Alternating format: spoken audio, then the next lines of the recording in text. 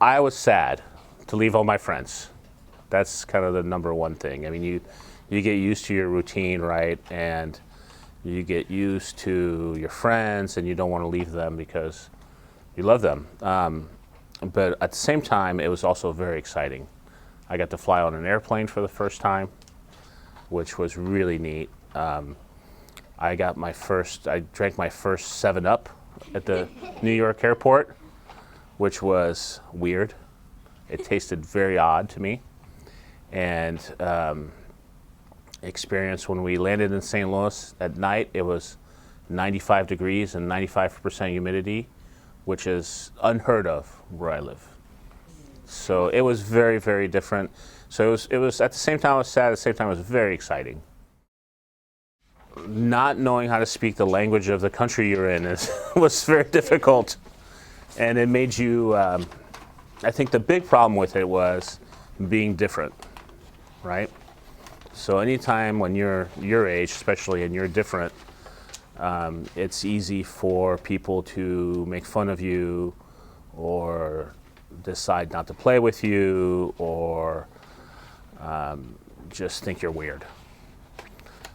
So that was probably the most challenging thing, is fitting into a new culture and learning kind of the ropes of how things work. I learned English at school when I went to school, and it was just me and the tutor a couple hours a day, and then the classroom. At home, it was all French, no English whatsoever. And in fact, I took, up until, I want to say 8th grade, I took correspondence courses. So I had a curriculum that was a French curriculum that I did on top of school that was mailed to us. And then I would mail my homework to France to get graded. And so, to keep learning grammar and vocabulary in French and all that, and math. I started I started a summer in college. I got interested in tunneling because a professor of mine was a tunnel guy.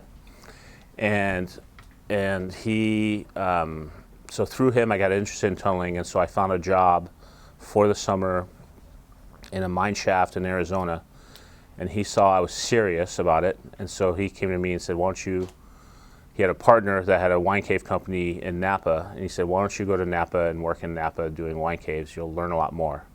So that's I got lucky. I kind of fell into it. I've been doing it for a while, so out of the ordinary doesn't happen too often, thankfully, but it does get exciting. And I do remember some instances, especially with when we're making the tunnel, right, you're digging a hole in the ground and you have dirt. It's one of the few times where you're digging a hole and you have dirt over your head. And so depending on what kind of ground you're in, sometimes it can be quite weak ground and dangerous, and it can fall in. And I've had a number of instances where you're digging and you can start to see the ground ravel, meaning it's kind of starts falling down. And you have to pay attention to that, because if you see that, you want to back off. And you can't stop it. You just have to let it happen. And we've had a couple times where that hole just keeps coming and coming, and it just goes. And over time, it makes a hole all the way to the surface. And then you end up with a big pile of dirt in your tunnel and a big sinkhole on top of the hill. So that's always exciting. But it's the way we do it is you support as you go. So that never happens behind you. You try to keep all the danger, everything that's dangerous, in front of you so you can see it. And in fact, the operator of the machines is back 15, 20 feet from the face, the working face. So there should be very few times, and they do exist, but you're not at the working face in danger just for brief moments, really. And it doesn't happen all at once. It's usually a little bit, and so you get a feel for it. You start knowing when it's going to happen. I think whether it's starting a company or anything, you want to make things better, and you can make things better technically, so build better caves. Aesthetically, making them look nicer. You can have a different process for dealing with clients. So that you share information in a different way, which makes it a better experience for everyone. And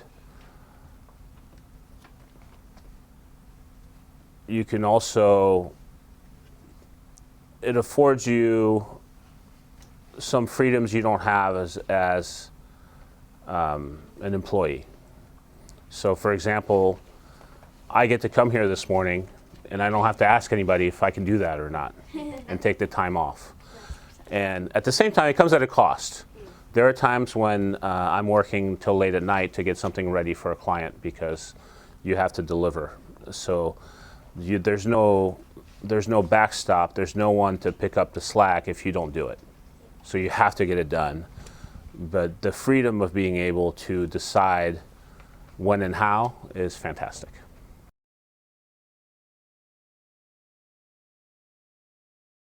Hi, my name is Ayani Weidman. Hi, my name is Ella Weinstein. Hi, my name is Talia Hochberg. Hi, my name is Rourke Griswold. Hi, my name is Risato. Hi, my name is Eli Barney.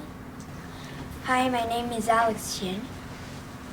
Hi, my name is Delphine Georges.